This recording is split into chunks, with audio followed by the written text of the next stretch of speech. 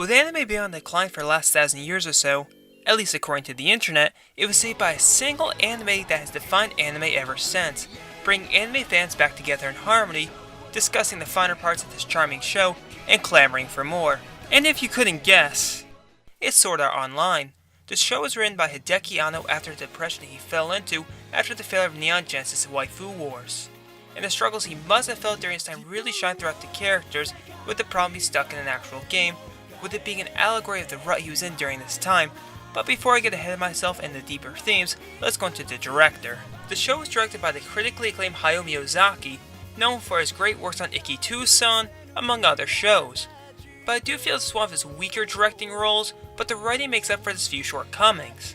But what surprises me the most is that Gonzo ended up animating this, who brought us the award-winning show Garzine's Wing. My sword is unbelievably dull! And with music composed by Yuki Kajira, right before she had an unforeseen head tilt accident after working on Madoka Magica.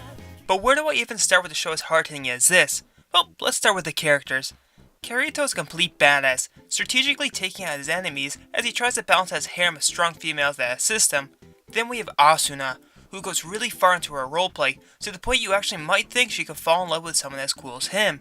She even takes it so far that she actually adopts a totally useless side character. Admittedly, the rest of the cast doesn't get much development as Shion.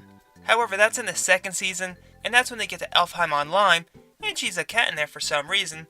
Though I think Anna might have made her into a cat for viewers to relate to, since that's the closest thing they'll ever get to love as a cat, but since it's actually human, it'll just never return the love.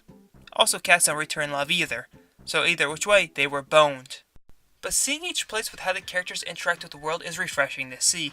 I especially enjoy it as long as the characters perform the actions in their movesets without the use of the menus yielded better results.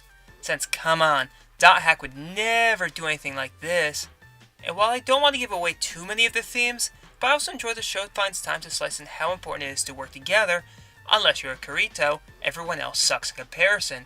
And if you can reach that level, fuck your friends. Physically, if possible. And Kajira's soundtrack really complements the series. Here's a quick sample. Honestly, I could just keep going on and on about Sword Art Online, but if you're interested, it's on Crunchyroll, Netflix, or wherever Aniplex is whoring out these days. This has been Banana Sleeve, and I probably just wasted your time. You're welcome.